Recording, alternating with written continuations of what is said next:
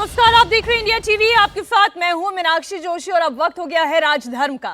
लोकसभा चुनाव के लिए वोटों की गिनती लगातार जारी है। माना जा रहा है कि अगले 2 से 3 घंटे में ही पूरी तस्वीर साफ हो जाएगी कि किसे कितनी सीट मिल रही है। लेकिन अब तक जो रिजल्ट सामने आए हैं वो चौंकाने वाले हैं। सबसे ज्यादा चौंकाया है उत्तर प्रदेश ने। उत्तर प्रदेश देश का प्रधानमंत्री बनाता है। उत्तर प्रदेश ही किसी को 400 तो किसी को 300 तक पहुंचाता है। लेकिन बीजेपी उत्तर प्रदेश में ही फंस गई। बीजेपी लगातार दावा कर रही थी कि इस बार 80 में से 80 सीटें जीतेंगे, लेकिन बीजेपी करीब करीब जितनी सीटें पिछली बार जीती थी उससे आधी सीट ही जीतती दिख रही है। बीजेपी को उम्मीद बंगाल से थी, लेकिन बंगाल के वोटर्स ने भी बीजेपी का साथ नहीं दिया। 2019 में 18 सीट जीतने वाली बीजेपी इस बार केवल 11 सीट पर आगे चल रही है। बीजेपी को दक्षिण से भी आस थी।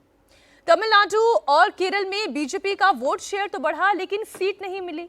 तेलंगाना में भी बीजेपी कांग्रेस से पिछड़ गई, लेकिन ओडिशा में बीजेपी को बढ़त मिली। ओडिशा में पहली बार बीजेपी की सरकार बनती भी दिखाई दे रही है। कर्नाटक में भी पिछली बार की तुलना में बीजेपी को करीब 9 सीटों का लॉस होता दिखाई दे रहा है। लेकिन सबसे ज्यादा सीटें बीजेपी ने उत्तर प्रदेश में लूज की है और ऐसा घटाव यहां पर हुआ है, इतना बड़ा नुकसान हुआ है जिसकी भरपाई पूरे देश में कहीं से भी नहीं हो पा रही है।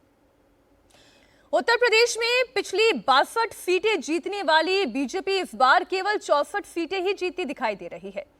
आखिर उत्तर प्रदेश बीजेपी क्यों हार रही है? वो कौन से फैक्टर हैं जिन्होंने उनके अगेंस्ट काम किया है? क्या वो अग्निवीर योजना है? क्या बेरोजगारी वाला बात, महंगाई वाली बात जो लगातार विपक्ष कह रहा था वो दरअसल जमीनी हकीकत थी और लोगों को परेशान कर रही थी? सरकार के प्रति अगर ये कहा जाए कि बहुत ज्यादा गुस्सा था, तो क्या वाकई में ये था या नहीं? अखिलेश यादव और राहुल गांधी ने मिलकर अच्छा चुनाव लड़ा, इसमें कोई दो राय नहीं। अखिलेश यादव का MY समीकरण यानी कि मुस्लिम और यादव समीकरण के साथ साथ PDA वाला समीकरण भी चला, यानी कि पिछड़ा, दलित, आदिवासी। मुस्लिम और यादव ने समाजवादी पार्टी को एक तरफा वोट किया। साथ ही OBC की अन्य जातियों का भी अखिलेश यादव को साथ मिला। मायावती की दलित वोटर्स के साथ अखिलेश को मिला, यानी आप ये समझिए एक तरफ मुसलमान वोटर, एक तरफ यादव वोटर, जो नॉन जाटव वोटर है उनका भी साथ अखिलेश यादव को, कांग्रेस पार्टी को मिल गया। हम एक एक करके आज जाति आधारित चर्चा करने जा रहे हैं, क्योंकि उत्तर प्रदेश में वाकई में चौंकाने वाले रुझान सामने आ रहे हैं। उत्तर प्रदेश में जहां बीजेपी सबसे ज्यादा एक्सपेक्टेशन रख रही थी, वहां पर सबसे ज्यादा नुकसान होता हुआ दिखाई दे रहा है। सबसे पहले हम यादव सीटों की बात कर लेते हैं। वो सीटें जहां पर यादवों ने बीजेपी का साथ नहीं दिया, ये पहले से तय था, समाजवादी पार्टी के साथ जाएंगी। तो उन सीटों पर आप देखें, सपा सीधा सीधा 10 सीट पर लीड करती हुई दिखाई दे रही हैं। 2 सीटें ऐसी है जहां पर बीजेपी लीड करती दिखाई दे रही है और 1 सीट ऐसी है जहां पर कांग्रेस पार्टी लीड कर रही है। हम पहले यादव जाति की बात कर लेते हैं। देवेंद्र, ये तो पहले से तय था ना कि यादव जाति वो एक मुश्त समाजवादी पार्टी के साथ जाएगी, लेकिन नुकसान तब हो गया जब यादव जाति के साथ साथ मुसलमान, OBC, नॉन जाटव, ये सब भी टूटे हैं। बिल्कुल मीनाक्षी, यादव और मुस्लिम में तो कोई कन्फ्यूज़न नहीं था कि उनके अंदर वो एग्रेसिवनेस वैसे ही था कि सपा के साथ रहना है। मुसलमानों के अंदर था कि बीजेपी को हराना है, यादवों के लिए था कि सपा राज के तौर पे वो देखते हैं समाजवादी पार्टी की सफलता को और उस रूप में लाना है। नुकसान बड़ा वही हुआ कि OBC की बाकी जो दूसरी जातियां हैं, बीजेपी उनको नहीं संभाल पाई। और नहीं संभालने के पीछे वजह ये थी कि 2019 के चुनाव से अगर तुलना करें तो जो राष्ट्रवाद का जो नैरेटिव था ना 2019 में पुलवामा के बाद, उस नैरेटिव में जो कास्ट के बैरियर्स हैं वो उस रूप में चटक नहीं होते, उस रूप में डोमिनेंट नहीं होते, प्रभावी नहीं होते, वो इस बार था नहीं। और ये बड़ी वजह है जिसके चलते आपने देखा है कि न सिर्फ स्टेट वाइज बल्कि कंस्टिट्यूंसी वाइज जातियों का जो वोटिंग पैटर्न था वो बड़ा अलग नज़र आया। जैसे एक किसी कंस्टिट्यूंसी में कोई जात अगर किसी पार्टी के साथ है तो अगली में वो उससे बदल जा रही है। और जब जब जातियों पर चुनाव होता है बीजेपी के लिए वहाँ समस्या होती है। और ख़ासतौर पर उत्तर प्रदेश अगर बिहार की बात कर लें तो जब भी जातियों को लेकर समस्या होती है। और इस बार तो आरक्षण वाले मसले ने सीधे बिहार के 2015 के विधानसभा चुनाव की याद दिला दी। 2015 का विधानसभा चुनाव आपको याद होगा कि वहाँ पर लालू प्रसाद यादव और नीतीश कुमार तब उधर थे। उन्होंने एक पूरा नैरेटिव ही चलाया कि बीजेपी आएगी तो आरक्षण खत्म कर देगी और बीजेपी का सुपड़ा साफ हुआ था। 2014 में नरेंद्र मोदी की लोकप्रियता चरम पे थी और 15 में विधानसभा में उसे वो लोग कैश नहीं कर पाए। उत्तर प्रदेश में लगभग वैसी ही स्थिति इस बार नजर आई और जिसके चलते बीजेपी को ये नुकसान हुआ। दरअसल यूं कहा जाए कि उत्तर प्रदेश ने चौंका दिया तो गलत नहीं होगा। हमारे सहयोगी रुचि कुमार इस वक्त जुड़ी हुई हैं। रुचि, बड़ी हताशा इस वक्त बीजेपी खेमे में दिखाई दे रही होगी, एनडीए में दिखाई दे रही होगी, और उतना ही उत्साह समाजवादी पार्टी और कांग्रेस में दिखाई दे रहा होगा। मुस्लिम सीटों की भी अगर एक तरफ बात कर लें तो बड़ा एक मुश्त वोट ये इंडिया अलायंस को चला गया है। कैराना हो, गाजीपुर हो, जहां से अफजाल अंसारी हो या इकरा हसन हो, सब के सब आगे चल रहे हैं और अच्छे खासे लीड के साथ आगे चल रहे हैं। देखिए, इस समय हम बीजेपी ऑफिस में हैं और यहाँ सुबह से एक ट्रक आई हुई है जिसमें सामान था मंच बनाने का। तो वो ट्रक वैसी खड़ी है, मंच यहाँ पर नहीं बनाया गया है। अगर आप बीजेपी ऑफिस आएंगी तो यहाँ पर बीजेपी के कार्यकर्ता, बीजेपी के नेता कम हैं, मीडिया के लोगों का ज़्यादा यहाँ जमावड़ा है। तो जो तैयारी थी कि जश्न यहाँ मनाया जाएगा, वो जश्न फिलहाल यहाँ पे बिल्कुल शांति है। समाजवादी पार्टी में ज़रूर एक तरह का नया जोश आ गया है, वहाँ लड्डू भी बांटे जा रहे हैं। कांग्रेस के जो ऑफिस है वहाँ भी खुशी मनाई जा रही है। अब जहाँ तक आपने मुस्लिम और यादव वोट की बात की मीनाक्षी, देखिए एक बात अखिलेश यादव ने ये बात समझी कि आप पहले की लिस्ट अगर समाजवादी पार्टी के देखेंगी तो उसमें आप देखती थी कि मुस्लिम और यादव कैंडिडेट बहुत होते थे, लेकिन अब अखिलेश यादव को ये समझ में आ गया कि हम मुस्लिम यादव कैंडिडेट उतारे या ना उतारे, मुस्लिम वोट और यादव वोट हम ही को मिलने वाला है। 2022 में हमने देखा कि मुसलमानों ने एक मुश्त होकर समाजवादी पार्टी को वोट किया। उनका वोट बीएसपी, कांग्रेस बहुत कम गया, कहीं कहीं कांग्रेस को गया था, जिसका नुकसान समाजवादी पार्टी को हुआ था। इसी तरह से 2019 में भी मुस्लिम वोट अखिलेश यादव को मिला था।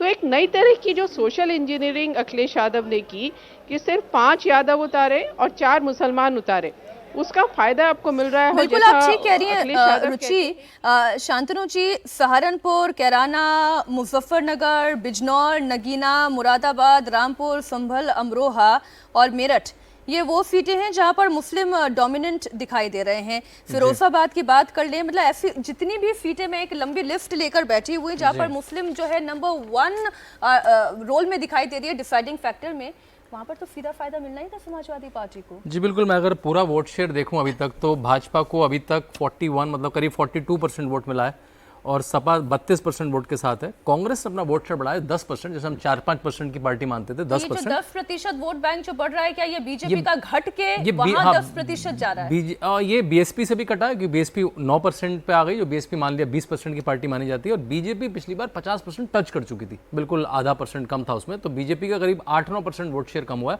40% 41 उसका विधानसभा में था, लेकिन लोकसभा में नरेंद्र मोदी के नाम पर वो 50 पे पहुंच जाता है। इस बार भाजपा अपने विधानसभा वाले नंबर मतलब 41-42 पे पहुंच चुकी है। तो ये 8-9% का जो लॉस हुआ है, या हर सीट पे इक्वली हुआ है। कुछ सीटें हैं जो अभी भी टाइट लगती हैं, जैसे मैं समाजवादी पार्टी की सीटें देख रहा हूँ। मुजफ्फरनगर वो केवल 13,000 से आ गए हैं, अलीगढ़ केवल 9,000 से आ गए हैं, फर्रुखाबाद केवल 300 से आ गए हैं, फतेहपुर 5,000 से आ गए हैं, फैजाबाद मतलब अयोध्या की सीट केवल 12-13,000 से आ गए हैं। ये सीटें एक बार को टिल्ट हो सकती हैं। संजीव जी, पीडीए फैक्टर काम कर गया? पिछड़ा, दलित, आदिवासी, अखिलेश यादव की मेरे ख्याल से वो पीडीए में एक को आदिवासी बोलते हैं कि अल्पसंख्यक बोलते हैं? अल्पसंख्यक बोलते हैं। हाँ, अल्पसंख्यक। तो ये पीडीए टर्म ही मुझे बहुत कंफ्यूजिंग लगता है कि विदेशों में इसको पब्लिक डिस्प्ले ऑफ अफेक्शन माना जाता है। Of affection, yes. नहीं तो सर उस लिहाज से भी अफेक्शन जो है सारा लेकिन देखिए, जैसे जैसे नतीजे को हम पचा रहे हैं, डाइजेस्ट कर रहे हैं, तो मैं भी थोड़ी सी मेरी बात को बदलना चाहता हूँ। एक अब बात तय हो गई कि बीजेपी 240 के आसपास सिमट रही है।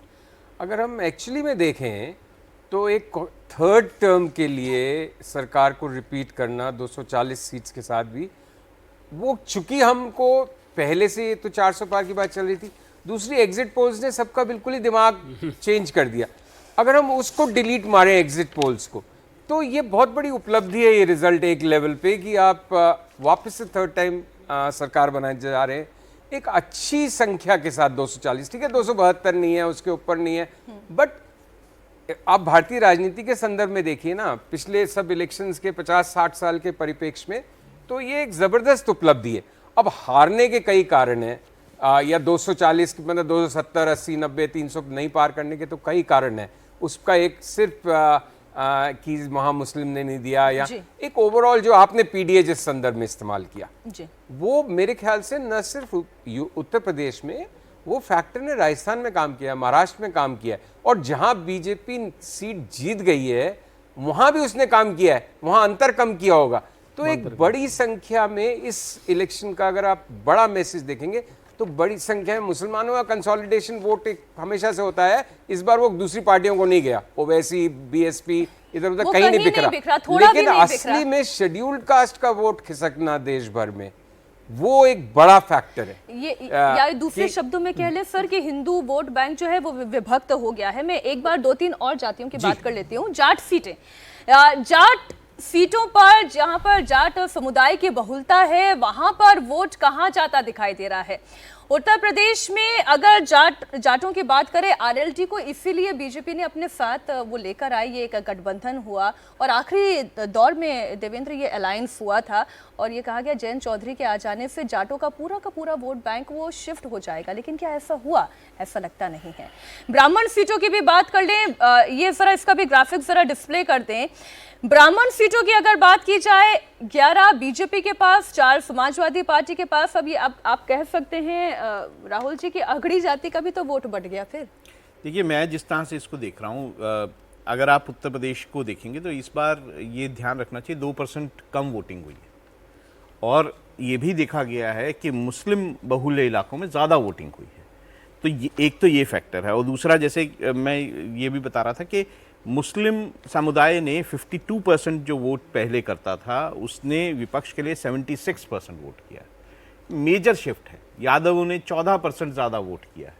ओबीसी ने वोट 2% अगर जो है वो एनडीए का बढ़ा है तो ओबीसी का 11% वोट जो है वो विपक्ष के लिए बढ़ा है।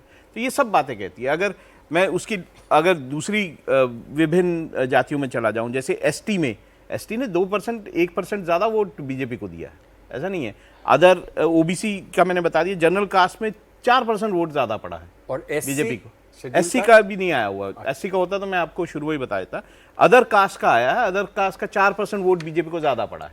तो इसमें मुझे लगता है कि एक तो 2% का ये जो फैक्टर है कि 2% कम वोट उत्तर प्रदेश में पड़ा, वो कहीं ना कहीं मुझे लगता है कि ऐसा भी हुआ होगा कि कहीं ना कहीं बीजेपी काडर में एक कंप्लेंसी होगी कि क्या हम जीत ही रहे हैं, क्यों जाना है टाइप।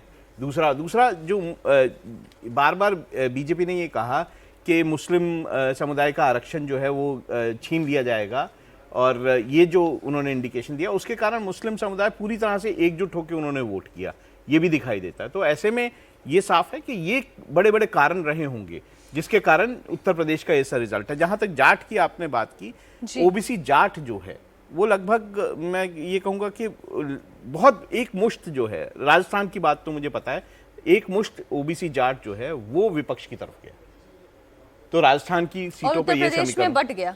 उत्तर प्रदेश में, पश्चिमी उत्तर प्रदेश में कैसे बटा, ये देखने वाली बात है कि किस तरह से जाट वोट अदर कास्ट में अगर हम वो तो देखिए थोड़ा ग्राउंड रिपोर्ट भी हम ले लेते हैं। कुर्मी सीटों की पहले हम बात कर लेते हैं और विशाल भी हमारे सहयोगी जुड़ गए हैं। विशाल, जो मोटी बात समझ में आती है वो ये कि मुस्लिम यादव एक तरफ और हिंदू वोट बाकी जितना था वो सारा डिवाइड हो गया और इसलिए ये उत्तर प्रदेश का नतीजा देख रहे हैं। उसका क्या हुआ संजीव बालियान का? मीनाक्षी, इस बात से बिल्कुल इनकार नहीं किया सकता है, जैसा कल भी हम लोग चर्चा कर रहे थे कि मुस्लिम यादव वोट बैंक जो है वो कंसोलिडेट होकर के मिला है इंडिया गठबंधन को उत्तर प्रदेश में, क्योंकि जिस तरीके से सीटों का फिगर्स आ रहा है, जहां 35 समाजवादी पार्टी लीड करती हुई नजर आ रही है और 7 सीटें ऐसी हैं जहां पर कांग्रेस पार्टी लीड करती हुई नजर आ रही है। विधानसभा में अगर देखा जाए मीनाक्षी, जो पिछला चुनाव हुआ था उत्तर प्रदेश में, कांग्रेस पार्टी को 2 सीटें मिली थी और अगर लोकसभा की बात कर लें तो लोकसभा में वो 7 सीटों पर आगे चल रही है। राहुल गांधी का जो रायबरेली का मार्जिन है वो सोनिया गांधी के पिछली बार के जीत के मार्जिन से बड़ा चला गया है। किशोरी लाल शर्मा अमेठी में अगर बात कर लिया जाए तो 1 लाख से ज्यादा वोटों से आगे चल रहे हैं। तो ये जो सीट्स हैं ये बताने के लिए काफी हैं कि न सिर्फ MY कॉम्बिनेशन काम किया है, बल्कि ऐसा लगता है कि विपक्ष ने जिस तरीके से इस चुनाव को लड़ा, जो नैरेटिव सेट किया कि कहीं ना कहीं संविधान को बदल दिया जाएगा, आरक्षण को खत्म कर दिया जाएगा, और जिस तरीके से अपने कास्ट के साथ उन्होंने इस इक्वेशन को बनाया, डोर टू डोर कैंप किया और लोगों से बातचीत किया, ऐसा लगता है कि विपक्ष अपने मतदाताओं को ये बात समझाने में कामयाब हुआ। लेकिन विशाल, अभी हम दिखा रहे थे एक आंकड़ा ये कह रहा है कि जो ब्राह्मण वोट है वो भी बटा हुआ दिखाई दे रहा है। 10 अगर बीजेपी के साथ सीटों पर उनका डोमिनेंस दिखाई दे रहा है तो वहीं दूसरी तरफ समाजवादी पार्टी के पास भी जा रहा है।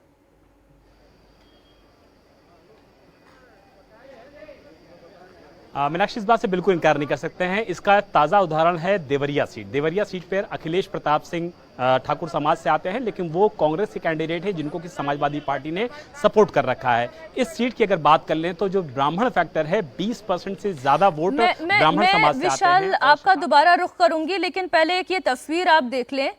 अमित शाह देश के गृह मंत्री इस वक्त पहुंच रहे हैं जेपी नड्डा के घर।